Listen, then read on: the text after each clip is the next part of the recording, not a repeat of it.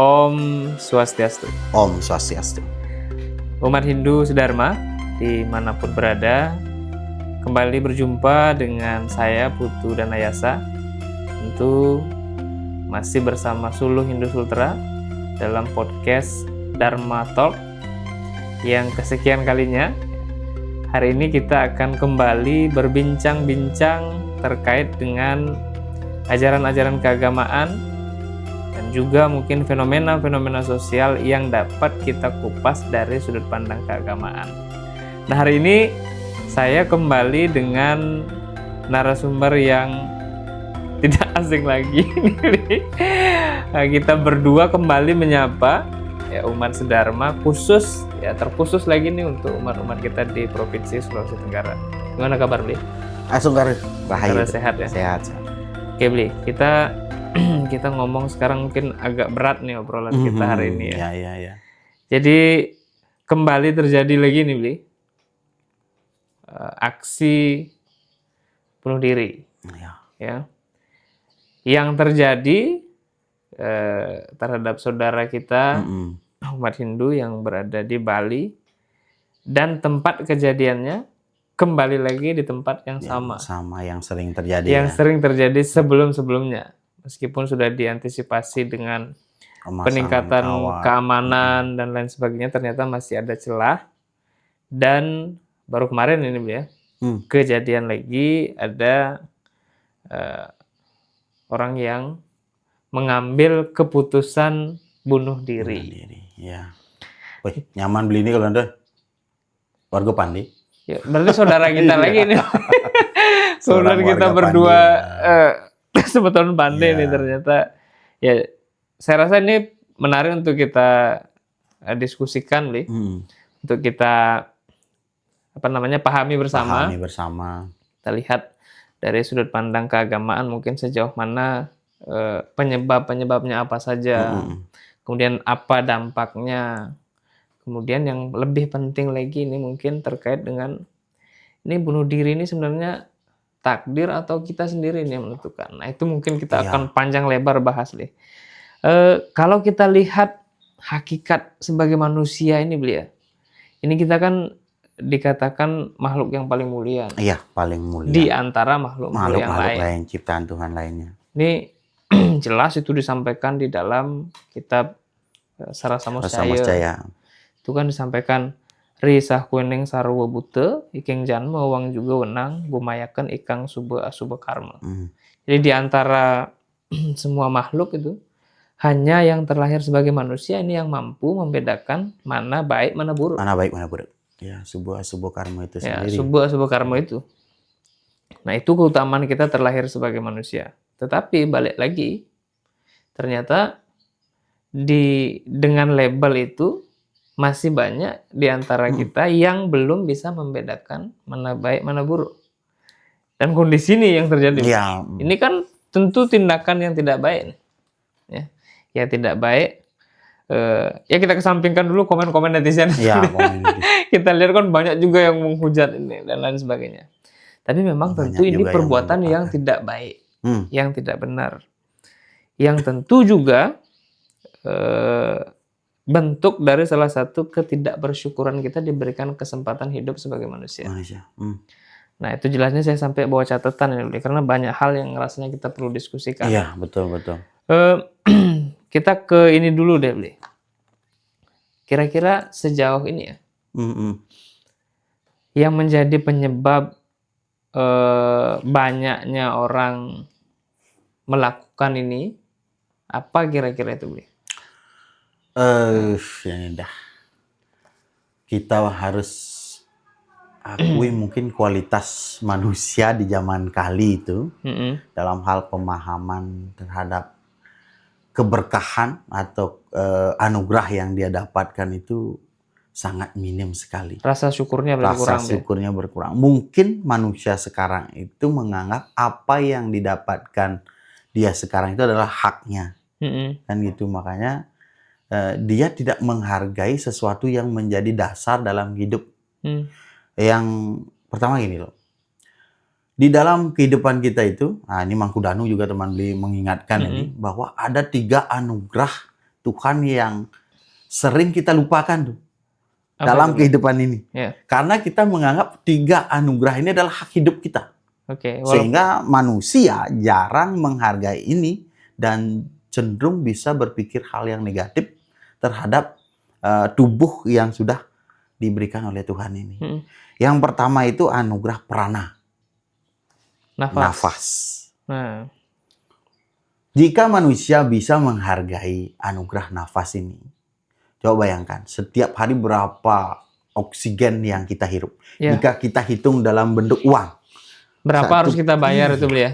Bahkan hampir 1 miliar rupiah kebutuhan oksigen kita dalam satu hari. Dan itu kita dapatkan gratis. Dan kita lihat saat COVID, Beli. Orang itu harus beli oksigen. Oksigen. Mahal kan? Mahal. Dan susah untuk ini. Dan kita merawat penghasil oksigen. Jarang sekarang. Dengan menanam pohon-pohonan dan lain-lain. Banyak orang yang menggerus hutan dan lain-lain. Itu ketidaksyukuran kita. Sama halnya kita ke cerita yang mungkin viral di media sosial. Ketika orang ditanya, tuh, kamu kalau dikasih uang 1,5 miliar senang nggak? Orang kan jawab pasti, senang. Senang. Tapi besok pagi kamu nggak bangun. Ya. Gimana cara kita nikmatin uang 1 miliar itu ya? Terus, kan sebuah keberuntungan itu kan, nafas itu. Terus kemarin-kemarin ketika kita bangun, sekarang kita bangun, pernah nggak kita mensyukuri nafas kita? Nah itu. Yang kedua, pikiran. Mana itu ya? Iya, mana. Kita sudah diberikan anugerah luar biasa berupa pikiran. Makhluk lain tidak ada. Hanya manusia yang diberikan anugerah pikiran.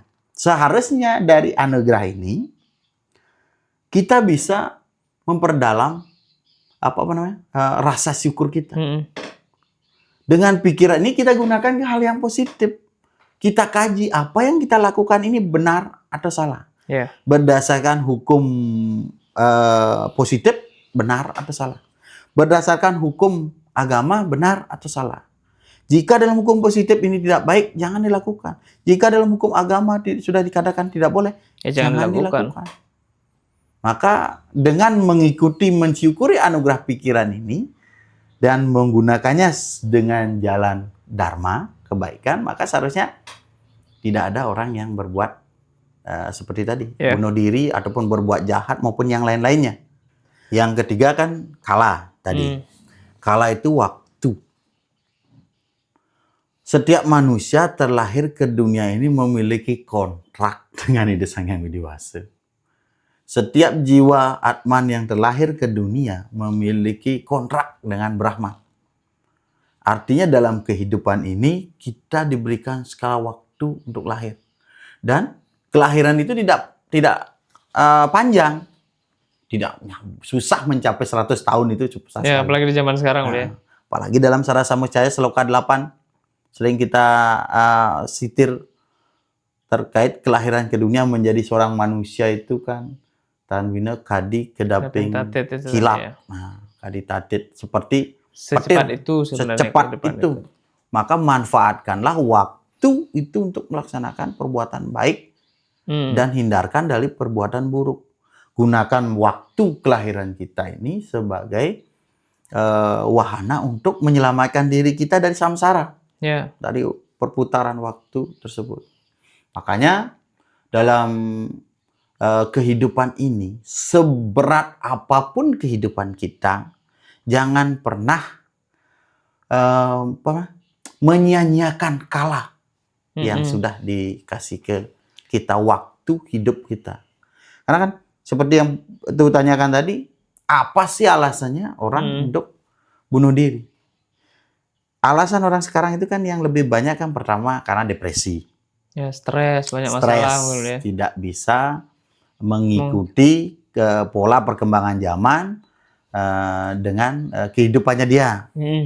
Yang kedua, terikat dengan materi kehidupan, yaitu seperti judi. Judi online, utang piutang. Terutama utang piutang, banyak yang mengalami bunuh diri karena terlibat utang piutang. Urusan ekonomi ya? Ya, urusan ekonomi. Kemudian urusan percintaan. Ini anak muda nih? Anak muda. Sering sekali, banyak sekali anak muda kita yang melupakan 3 anugerah hidup tadi itu. Nafas, pikiran, dan waktu yang sudah diberikan. karena masalah problem percintaan. Sakit hati, broken heart, diputuskan pacar, bahkan sepertinya dunia itu berakhir ketika putus pacar. Inilah yang sesungguhnya terjadi. Kenapa bisa terjadi? Di zaman kali ini dalam Bhagavad Gita, ayat 13 sloka 8, itu sudah disebutkan tuh, bahwa terlahir menjadi manusia, setiap makhluk yang dilahirkan menjadi manusia, pasti akan terbelenggu 6 hal. Apa itu, Bli? Yang pertama duka, kesedihan. Tidak akan ada manusia yang hidupnya tidak pernah sedih. Putus dan sedih. Sering itu maksudnya. Ya nggak sering-sering juga, pernah lah. Artinya sing lapis sedih mesti. Ya benar. Artinya banyak kesedihan itu banyak faktornya. Ya. Tidak hanya karena uang, tidak banyak hal. Tapi dalam Bhagavad Gita sudah disebutkan memang lahir menjadi manusia pasti akan merasakan sedih. Salah satu itu, yang membelenggu pasti duka, kesedihan. Yang kedua janma, yaitu kelahiran. Hanya terlahir menjadi manusia bisa merasakan suka duka, lara pati, subuh asubuh karma yang tadi. Karena kelahiran inilah manusia ketika menjadi manusia terlahir. Buku Naadane hidup di manusia nare ike. Manusia itu terlahir manusia hidup menjadi di neraka. Mau tidak mau karena kelahiran kita akan menemukan duka tadi. Kemudian yang ketiga ada wiyadi. Wiyadi itu sakit. Ada manusia kebal penyakit. Yang sehat terus hidupnya. Pasti dia pernah sakit. Kemudian jara. Usia tua. Ini balik lagi nyambung ke urusan kala tadi. Waktu terus berputar, otomatis ya usia akan terus bertambah. Kemudaan itu tidak akan selalu. Tidak abadi. Akan menjadi tua. Nah itu yang membelenggu yang keempat. Kemudian ada dosa. Yang kelima ada dosa. Tanhane wong swasta nulis. Tidak ada manusia yang hidupnya sempurna. Yang terakhir adalah mertiu. Kematian. Pasti. Itu ya. Nggak ada yang bisa terhindar dari itu. Jadi 6 hal inilah yang membelenggu manusia ketika dia terlahir di dunia ini. Dalam kitab suci Bhagavad Gita menyebutkan hal seperti itu. Sarasa Muscaya menyebutkan kehidupan itu seperti lahir sebagai manusia seperti kilat.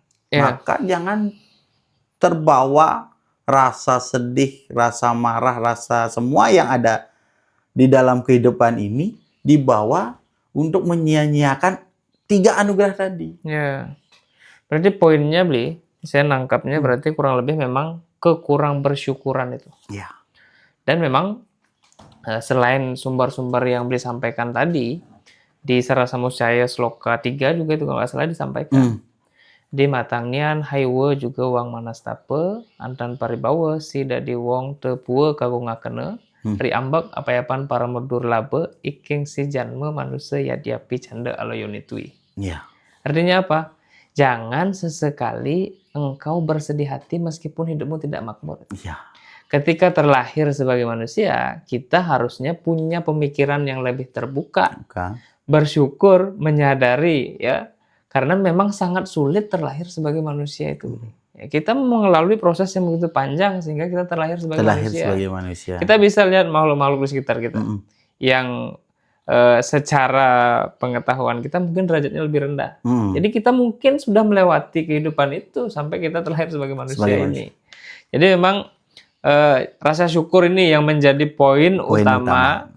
Kenapa banyak orang yang memutuskan untuk mengakhiri hidupnya dengan cara bunuh diri itu. Itu poin pertama yang kita dapat nih, ya. Jadi kurang bersyukur nih, kurang bersyukur. Jadi ajaran agama kita. Ada manusia itu hidupnya tulus sempurna tanpa ada masalah. Benar. Ketika terlahir menjadi manusia, pasti terbelenggu dengan problem-problem kehidupan. Jadi kelahiran kita ini pun adalah masalah sebenarnya.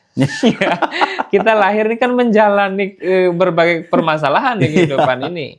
Lahir, hidup, mati itu kan inilah masalah. Dan kita bisa selesaikan itu Kalau di dalam Sarana Sama Saya disebutkan ya dengan maka sadana subakarma, dengan cara berbuat baik. Berbuat baik. Kalau tindakan yang tadi yang sudah kita sampaikan, mengambil apa namanya, keputusan bunuh diri, itu kan sudah perbuatan tidak baik. Berbuat yang baik. Jadi kita bukan lagi mempercepat apa namanya, pertanggungjawaban kita di kehidupan ini, justru kita membuat investasi yang buruk di yang akan kita rasakan di kehidupan yang akan datang. Oke, ini kita dapat poin yang pertama. Jadi rasa syukur itu. Jadikan masalah itu adalah sebagai guru dalam kehidupan. Tuh, jadi penting nih disadari oleh semua kalangan lah ya, semua masyarakat khususnya umat Hindu. Nah, kita lanjut dulu Bli, supaya tidak melebar kemana-mana. Kalau kita lihat dari sudut pandang keagamaan kita, ya, dari sudut pandang agama Hindu itu apa sih yang didapatkan bagi orang-orang yang memilih untuk mengakhiri hidupnya? Nah, kan ada berbagai jenis kematian di dalam agama Hindu ya. Iya, betul. Dalam agama Hindu kan kematian itu kan ada berbagai jenis yang disebutkan. Ada mati kadiwong benar, kematian seperti biasa. Kemudian mati ulah pati. Kemudian mati ngulah pati. Ulah pati itu kan seperti bunuh diri tadi. Artinya lompat dari jembatan seperti yang viral terakhir gantung diri, minum racun. Kemudian ada mati ngulah pati karena kecelakaan. Itu ngulah mati. Iya, ngulah pati dia. Karena trek-trekan di jalan dia tidak ingin mati, tidak ingin bunuh diri, tetapi dia ingin eksis di jalan mungkin atau bagaimana. Tapi tidak diketahui kecelakaan menimpanya dan meninggal. Nah, itu ngulah pati. Kalau kita lihat beberapa sumber nih, ya. Ini saya sampai buat catatan ya supaya nggak salah ngomong. Di dalam Yajurveda itu disampaikan memang bahwa roh atau atma yang artinya meninggal akibat bunuh diri itu, dia akan masuk ke Asuryaloka. Alam penuh kegelapan. Kemudian juga kalau kita cek atau kita lihat bagaimana kita para Dharma Sastra, itu kan jelas disampaikan bahwa atma yang mengalami situasi itu, dia akan berada di alam kegelapan selama 60.000 tahun. Nah, ini jelas menghambat bagaimana proses penyatuan kita dengan Ida Sang Hyang Widi Wasa. Jadi ini tentu janganlah kita lakukan ini, karena kehidupan kita ini kan sebenarnya tujuannya adalah mencapai penyatuan dengan Tuhan itu. Nah, kalau kita melakukan ini, maka akan terhambat dan sangat panjang. Kita terikat benar-benar terbelenggu dalam kegelapan. Bahkan kalau kita lihat di dalam lontar Yama Purwa Tatwatma ini, atma atau upacara yang bisa dilakukan, melakukan pengabenan itu tidak bisa dilakukan langsung. Ya, ketika si orang tersebut itu melakukan bunuh diri, harus 5 tahun dulu. Orang yang memutus tali, orang yang memandikan, orang yang ngentas sebelum 5 tahun itu juga akan terkena imbasnya. Akibat dari bunuh diri. Itu di lontar itu berbunyinya seperti itu. Makanya dia harus dikubur selama 5 tahun dan dilakukan upacara sterilisasi di tempat pembersihan. Mencaru lah kalau kita istilahnya. Kemudian di Prajapati juga dibuatkan bandan pemungkah lawang. Katanya karena belum waktunya, kontraknya belum habis di dunia ini, dia sudah mendahului, maka harus diizinkan dulu di Prajapati agar bisa dia dititip di kuburan. Jangan sampai kuotanya sudah full, belum gilirannya. Belum gilirannya. Jadi itu beberapa sumber itu jelas menyampaikan begitu, ya. Tapi tentu balik lagi ini tidak serta-merta sekaku itu, ya.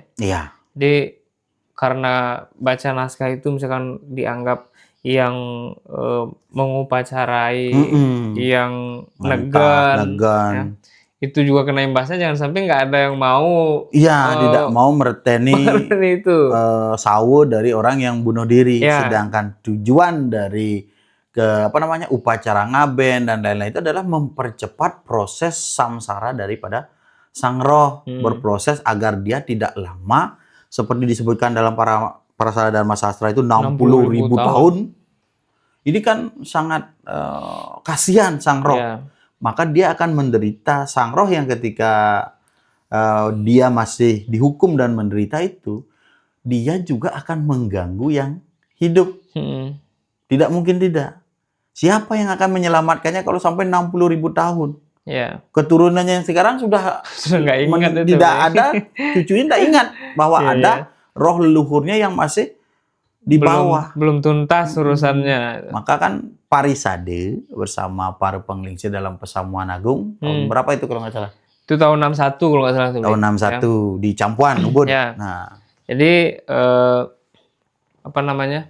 orang yang meninggal dalam kondisi tadi ulah pati itu ya, maka dia akan diupacari seperti orang biasa. Orang mati biasa. Mati pada umumnya. Mati kadi wong kadi bener. Mati wong benar tadi itu. Tapi tentu dengan mungkin ada tambahan-tambahan pembersihan dan lain sebagainya. Caru tadi itu. Nah, yang jelas poinnya ini jangan itu ya. Ya, jangan melakukan itu. Jangan melakukan itu karena, poinnya. Bunuh diri itu secara aspek sosial juga, yang meninggal walaupun dia sudah mati, dia juga akan mengalami penderitaan. Seperti yang sudah kita sampaikan tadi, dalam Yajurweda disebutkan masuk ke dalam alam kegelapan. Dalam Parasara Dharma Sastra 60.000 tahun. Dalam Lontar Yama Purwotatwa Atma 5 tahun dia baru boleh diupacari. Dan dia jelas ini di Lontar ini sampaikan bahwa menyusahkan yang hidup. Tidak hanya mati selesai, tidak. Yang hidup pun juga akan tersusahkan. Dan rugi besarnya adalah yang melakukan ulah pati ini. Lahir jadi manusia susah. Dia belum selesai dengan karma sesuai kontrak hidupnya. Sudah nambah lagi karma buruk untuk kehidupan berikutnya. Maka di kehidupan yang akan datang, hidupnya akan jauh lebih susah dari yang dirasakan saat ini. Apa nanti tahun kelahiran ke depan bunuh diri lagi karena mengalami kesusahan.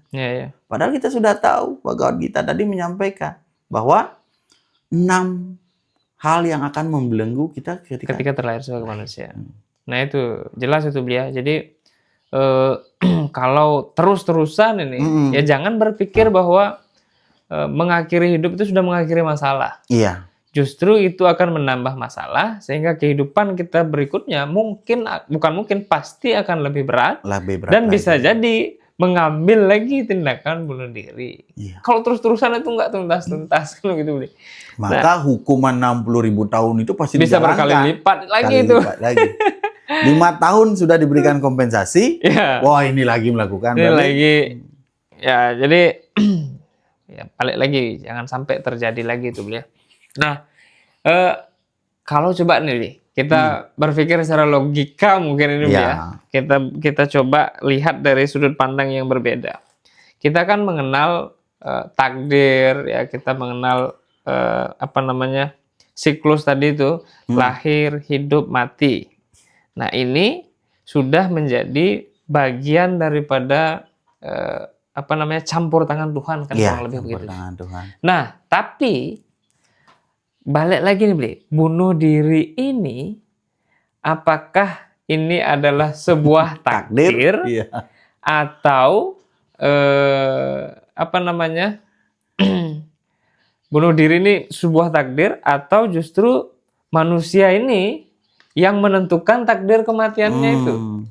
Yang menentukan kematiannya itu. Menarik ini memang selalu menjadi pembahasan dan komen-komen di media sosial terkait kasus-kasus bunuh diri kan begitu. Ya mau dia apa? Sudah takdirnya begitu. Udah takdirnya dia bunuh diri. Nah, Bu Karman ya ini matinya bunuh diri. Kalau itu takdir, Bli, kita nggak bisa nuntut itu dia dosa besar, salah besar. Kan itu sudah jalannya. Sudah jalannya dia, sudah ininya. Kalau dibilang itu takdir. Kalau dibilang itu Sedangkan takdir. dalam ajaran agama jelas sih, dalam Weda disebutkan, dalam turunannya Weda juga disebutkan, dalam lontar di kepercayaan kita di Bali juga ada disebutkan dosa daripada ulah pati tadi itu. Kehidupan kita di dunia ini terlahir ke dunia menjadi manusia, kita adalah membawa takdir kita sendiri. Dan takdir itu ada dua. Takdir dari Tuhan dan takdir yang diputuskan oleh manusia itu sendiri. Dari kita sendiri. Dari manusia itu sendiri yang menjalankan. Takdir dari Tuhan, ketika sang roh, sang Atman, sang jiwa ini turun ke dunia, terlahir menjadi manusia, dia terlepas dari Brahman. Atman itu kan percikan kecil dari Tuhan. Jadi ketika dia terlepas dari Tuhan itu sendiri, Brahman itu sendiri, dia memiliki kontrak kehidupan dengan Tuhan. Bahwasanya dalam kehidupan nanti kamu menjadi manusia, kamu akan menjalani tugas seperti ini. Lahir ke dunia ini kan bukan sekonyong-konyong lahir tanpa ada tujuan. Ya. Lahir ke dunia ini ada lahir untuk menjalankan tugas, ada terlahir untuk merasakan bagaimana manfaat dari karma yang dulu berbuat baik sekarang menjadi menikmati yang dulu berbuat jahat sekarang menikmati karma kejahatan. Yang ketiga, terlahir ke dunia reinkarnasi untuk mengalami remedial, mengulang pelajaran hidup yang belum selesai. Ini orang meninggal bunuh diri kan belum selesai. Orang yang meninggal mulah pati kecelakaan, dia kan belum selesai dengan pelajaran hidupnya, maka dia terlahir kembali untuk menyelesaikan itu. Iya, dan yang keempat, orang tujuan reinkarnasi itu kan ada lila, keinginan. Makanya ada orang yang lahir baru lahir, ngoek-ngoek sebentar sudah meninggal. Bahkan artinya ada kehidupan yang dia hanya sekedar ingin terlahir ke dunia lalu meninggal. Itu artinya lila. Karena ingin jalan-jalan itu artinya ke dunia. Menyapa seperti sentananya. Yang ini, yang ketiga, yang pertama tadi bilang, karena ada tugas misalnya.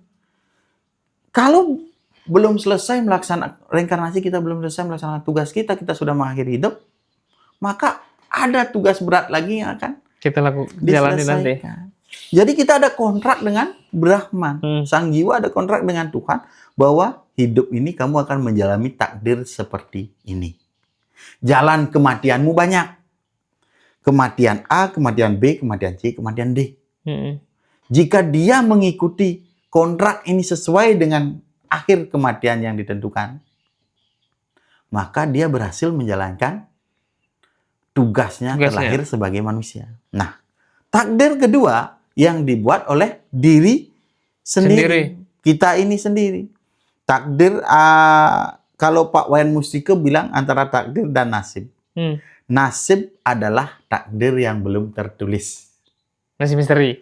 Masih misteri. Bisa begini, bisa begini. Sedangkan takdir adalah nasib yang sudah kita tentukan. Tidak bisa kita ngapa-ngapain karena sudah kita memilihnya. Yang memilih siapa? Kita sendiri.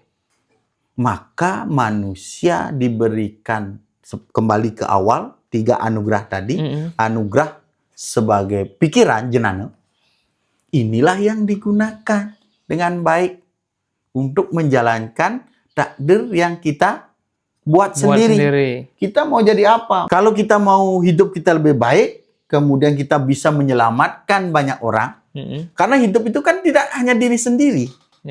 Kita terlahir sebagai makhluk sosial yang selalu berinteraksi dengan manusia lain. Maka kita harus membuat jalan takdir kehidupan kita, nasib kita, menjadi takdir yang menentukan hal positif dan menjadikan kita ke depan terlepas dari ikatan keduniawian lagi. Terlahir kembali ke dunia, kita menikmati hasil baik dari karma yang kita buat di kehidupan saat ini. Kuncinya kita sendiri. Takdirnya tetap Tuhan memberikan kau garis hidup sesuai dengan kontrak kehidupan. Mati mungkin umur 80 tahun mati dengan tersenyum, dengan apa gitu toh. Tapi ternyata dia memilih membuat takdirnya sendiri mendahului kontrak itu. Mendahului kontrak. Ketika sama dengan kita bekerja, saja kita bekerja. diangkat sebagai P3K Ya, dengan kontrak kontrak 5 kerja tahun. 5 tahun. Baru 3 tahun berhenti dari kontrak kita, kan pasti ada punishment di situ. Nggak mungkin ada reward. Iya. Mau kita dapat apa tunjangan hari tua dan lain-lain, Nggak mungkin dapat. karena kita tidak menyelesaikan kontrak kita dengan baik. Bahkan kalau di swasta punishment-nya bayar 3 kali gaji pokok lagi. Benar. Gitu. Ya, jadi terjawab nih, Bli ya. Jadi memang kalau kita ngomong masalah takdir, tadi kita harus lihat dari dua sudut ini. Ada takdir yang diberikan dari Tuhan, kontrak kehidupan yang memang sudah diatur sedemikian rupa, yang tidak bisa kita otak-atik lagi. Balik lagi ada juga takdir yang tergantung dari diri kita sendiri. Ya, jadi kematian yang sudah mungkin 80 tahun, tapi kita memilih mempercepat itu. Ya, tentu itu balik lagi konsekuensinya akan dirasakan oleh dirinya sendiri. Ya, jadi ini sudah jelas sekali apa yang kita ingin sampaikan dalam kesempatan kali ini terkait dengan fenomena-fenomena yang sudah terjadi beberapa kali, berulang-ulang kali. Oke, terima kasih, Bli. Jadi kita sudah ini ya, panjang lebar nih ngobrol masalah fenomena-fenomena yang terjadi terkait dengan kondisi ini, terkait dengan ulah pati tadi, Bli. Yang jelas, mari kita sama-sama memanfaatkan kehidupan ini dengan baik. Kehidupan yang singkat ini, meskipun tadi Brijul menyinggung kita punya kontrak dengan Tuhan, kita tidak tahu kontrak itu kapan habisnya. Ya, kita nggak tahu itu. Jadi hidup tadi seperti petir, cepat sekali. Jadi mari kita manfaatkan sama-sama kehidupan ini menjadi lebih baik dan lebih baik. Semoga tidak ada lagi yang memilih untuk mengakhiri hidupnya dengan alasan apapun itu. Ya, ingat bahwa kita semua memiliki masalah dan hadapilah masalah itu.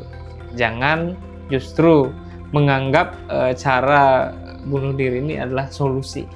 Ini justru akan menambah masalah jangka panjang.